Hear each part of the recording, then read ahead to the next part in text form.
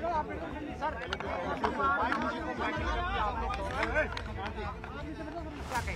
आज टोंक विधानसभा क्षेत्र से अपना नामांकन दाखिल किया है और मैं समझता हूँ जो माहौल आज देखने को मिला न सिर्फ मेरे क्षेत्र में लेकिन समूचे राजस्थान में आज कांग्रेस के पक्ष में एक माहौल बन खड़ा हो गया। लोग भाजपा पर विश्वास नहीं कर रहे। केंद्र की सरकार को लगभग 9.5 साल हो गए और हमारे प्रदेश को कोई विशेष पैकेज, कोई राहत, कोई बजटरी सपोर्ट, कोई योजना कुछ नहीं, सिर्फ घोषणा करके यहाँ प्रधानमंत्री जी आदि आते हैं, घोषणा करके चले जाते हैं। लेकिन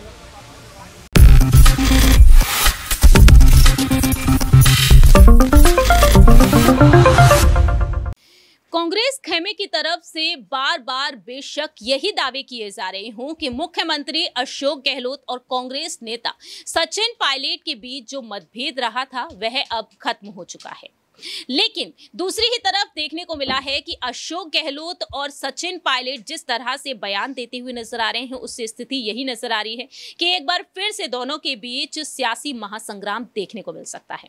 ऐसा इसलिए कहा जा रहा है क्योंकि बीते कुछ दिनों में सीएम गहलोत ने बार बार सीएम कुर्सी को लेकर बात कही है कि वह सीएम कुर्सी तो छोड़ने वाली नहीं है। मैं मुख्यमंत्री पद छोड़ना चाहता हूं लेकिन ये पद मुझे नहीं छोड़ रहा है। लेकिन वह दूसरी ही तरफ ये भी कहते हैं कि आखिरकार मैं मुख्यमंत्री पद क्यों छोड़ूंगा यदि वोट बैंक मेरे नाम पर आ रहा हो तो। ऐसे में सचिन पायलट ने अब कई बार जवाब दिया है कि हाईकमान ही फैसला करेगा कि आखिरकार सीएम कौन बनेगा यदि सत्ता में कांग्रेस पार्टी एक बार फिर से आ जाती है। नमस्कार, मैं प्रांशी राठौर और आप देख रहे हैं नेक्स्ट 9 न्यूज।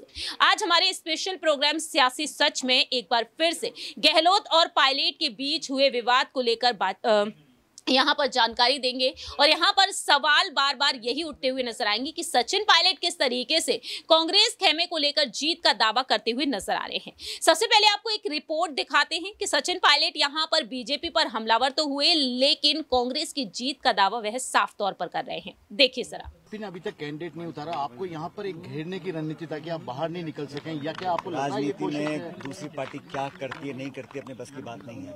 हम तो पब्लिक के बीच में रहे, काम किया, उसका परिणाम 3 तारीख को मिल जाएगा। अब वो किसको उम्मीदवार बनाते हैं नहीं बनाते हैं क्या करते हैं वो भाजपा की अंदरूनी राजनीति का मसला, हमारा मसला नहीं है।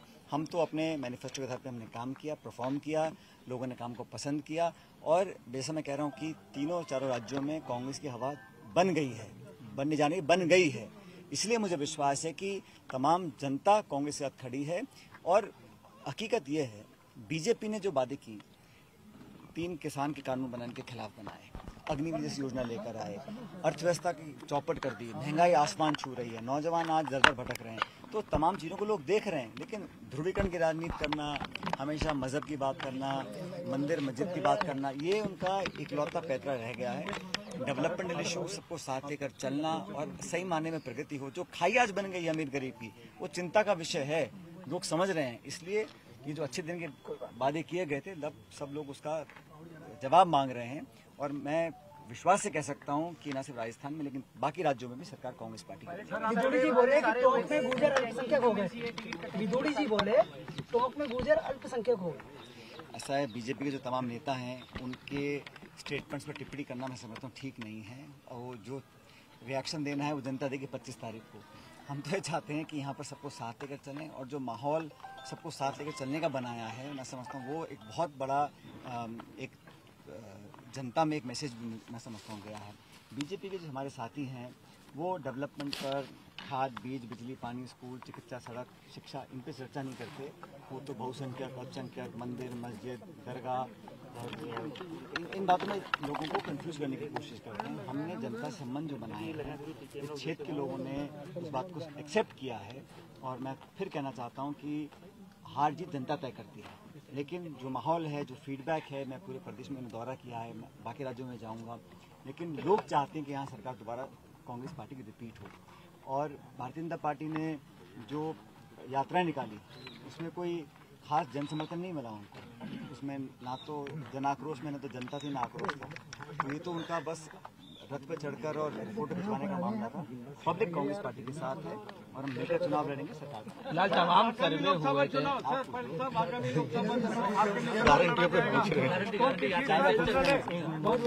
लोकसभा की सर आप ही के नेतृत्व में चुनाव लड़ेगा। अभी तो चुनाव विधानसभा के हैं, पहले यहाँ हम जीत के सरकार बना लें। उसके बाद लोकसभा के चुनाव में भी मैं समझता हूँ धीरे धीरे माहौल बदल गया है और पूरे देश में कांग्रेस का लगातार ग्राफ बढ़ रहा है। इस बात को स्वीकार कर चुके हैं। हमने सरकार हिमाचल में बनाई है, कर्नाटक में बनाई है, अब इन 4-5 राज्यों में सरकार कांग्रेस पार्टी की बनी। सरकार रेल एक बड़ा मुद्दा है, टोंक सरकार बनती है, टोंक को रेल मिलेगी सर। हाँ देखो, ये जो मुद्दा है ना, ये आज का नहीं है। जब मनमोहन सिंह जी प्रधानमंत्री थे उस समय योजना को लागू कर पारित कर सब कुछ हमने काम किया। लेकिन आप जानते हो कि कुछ ऐसे विषय होते हैं जो स्टेट गवर्नमेंट के नहीं होते, कुछ विषय सिर्फ केंद्र सरकार के होते हैं। डिफेंस, टेलीकम्युनिकेशंस, रेलवे भारत सरकार के। फिर भी हमने कहा कि भाई हमसे जो सहयोग हम करने को तैयार हैं, लेकिन इतने साल हो गए उस पर कोई मूवमेंट नहीं हुआ। उस बात का मुझे भी खेद है, लेकिन अंततः ये जवाब तो उन लोगों को देना पड़ेगा जिन्होंने जिम्मेदारी ली थी सरकार बनने के समय। अब सरकार को 10 साल हो गए और 25 सांसद बीजेपी के लोकसभा के जीत के 2 बार। क्या योजना लेकर आए, क्या विशेष पैकेज दिया, कोई दर्जा दिया, कोई बड़ी परियोजना लेकर आए हैं? मुझे लगता नहीं कि केंद्र सरकार राजस्थान को सही मायने में दे रही है। वो कहीं ना कहीं प्रेजुडिस्ड है। मुझे लगता है सरकार कांग्रेस की रही है तो उन्होंने यहाँ पर जनता को भी बेरुखी का सामना करना पड़ा क्योंकि सरकार कांग्रेस। आपने सुना कि टोंक पहुंचने के बाद सचिन पायलट बार बार यही दावे कर रहे हैं, क्योंकि टोंक जो उनका गढ़ कहा जाता है, जहां से वह विधायक है और टोंक में जीत हासिल करने के लिए वह एड़ी चोटी का बल लगा रहे हैं, क्योंकि बीजेपी खेमे ने यहां पर गुर्जर समुदाय को, मुस्लिम वोट बैंक को संभालने के लिए रमेश विधुड़ी को आगे किया, बीजेपी से जो सांसद है। अब यहां पर देखना होगा कि आखिरकार आम आदमी पार्टी भी है, बहुजन समाज पार्टी भी है, तो आखिरकार किस तरीके से कांग्रेस 200 विधानसभा सीटों पर जीत हासिल करती हुई नजर आई। खैर, ये बात की बात रही, लेकिन यहां पर सचिन पायलट के कुछ बयानों पर रुक किया जाए तो पायलट यहां पर क्या कुछ कहते हुए नजर आए हैं। दरअसल सचिन पायलट ने हाल ही में अपने इंटरव्यू के जरिए साफ तौर पर बातें रखी।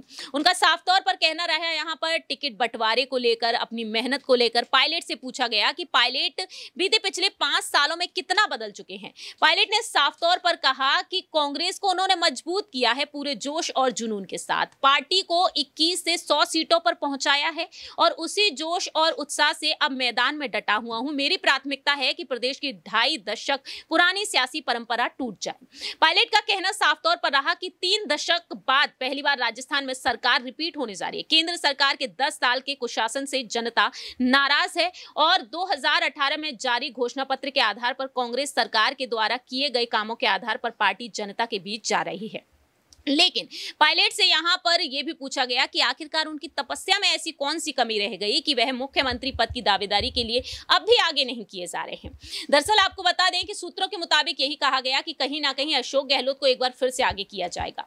2018 के विधानसभा चुनाव में कांग्रेस ने पायलट की अगुवाई में चुनाव लड़े, लेकिन मुख्यमंत्री गहलोत को बना दिया गया। अब पायलट यहां पर अपनी तपस्या को लेकर साफ तौर पर कहते हैं कि मेरी तपस्या में कोई कमी नहीं रह गई।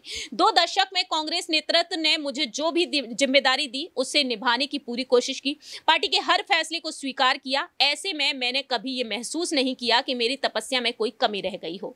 पायलट ये बात साफ कहते हुए नजर आए हैं। उनका कहना यहां पर कई मुद्दों को लेकर रहा, लेकिन विधायकों के प्रति जनता में नाराजगी थी, फिर भी उन्हें टिकट दिया गया, इस पर भी उन्होंने बात रखी।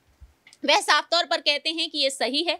मेरा भी मानना है कि विधायकों को लेकर जनता में कुछ नाराजगी रहती है, कुछ विधायकों का टिकट भी कटा, लेकिन ज्यादा रिपीट किए गए, लेकिन पार्टी के स्तर पर यदि कुछ तय हो गया उसके बाद मेरे लिए कुछ कहने को नहीं बच जाता है।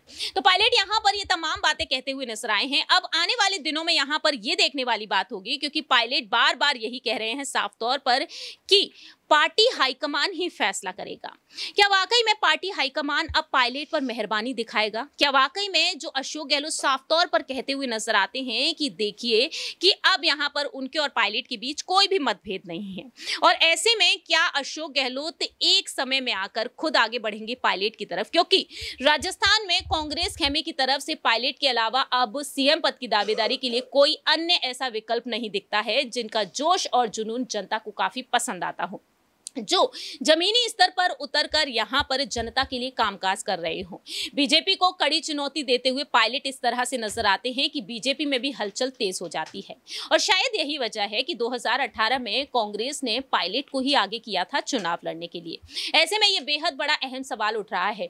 राहुल गांधी और प्रियंका गांधी पायलट को काफी ज्यादा पसंद करते हैं और पायलट से उन्होंने प्रदेश अध्यक्ष बनाने का दावा किया है, वादा किया है, क्योंकि 25 सितंबर की रात जो घटनाक्रम देखा गया, विधायक दल की जो बैठक बुलाई गई, उस विधायक दल की बैठक में गहलोत सरकार के विधायक नहीं पहुंचे बल्कि विधानसभा अध्यक्ष सीपी जोशी के पास पहुंचकर इस्तीफा सौंप दिया, क्योंकि उनको लेकर यही कहा गया कि कहीं ना कहीं पायलट को वह मुख्यमंत्री बनते हुए देखना नहीं चाहते हैं, क्योंकि 2.5 साल का कार्यकाल सौंपा जाना था पायलट और गहलोत को, लेकिन ऐसा होता हुआ दिखाई नहीं दिया और इसी वजह से पायलट के मन में कहीं ना कहीं वो टीस बरकरार है। लेकिन अगले 5 सालों के बाद अशोक गहलोत के अलावा यहां पर सचिन पायलट ही नजर आते हैं। अब देखना यहां पर यह होगा कि सचिन पायलट को क्या मुख्यमंत्री इस बार बनाया जाएगा या फिर आने वाले 5 सालों के बाद, क्योंकि यहां पर परंपरा को वह तोड़ना चाहते हैं कि 5 साल बीजेपी, 5 साल कांग्रेस, और अब वह चाहते हैं कि 5 साल तक यहां पर फिर से कांग्रेस आए और अगले 5 सालों बाद यहां पर कांग्रेस क्या पायलट को ही आगे करना चाहेगी? क्या अशोक गहलोत वाकई में उन्हें सीएम पद आने वाले समय में देंगे या फिर नहीं, या फिर किसी अन्य करीबी नेता को वह आगे करना चाहेंगे? क्योंकि यहां पर गोविंद सिंह डोटासरा जो प्रदेश अध्यक्ष तो हैं पायलट के इस्तीफा देने के बाद, लेकिन दावे ये किए गए हैं कि कहीं ना कहीं इस बार वह उप मुख्यमंत्री के पद पर देखे जा सकते हैं। तो ऐसे में यहां पर आखिरकार पायलट पर हाईकमान की मेहरबानी देखने को मिलेगी या फिर नहीं। फिलहाल इस खास प्रोग्राम में इतना ही। बाकी की तमाम अपडेट्स के लिए देखते रहिए नेक्स्ट 9 न्यूज।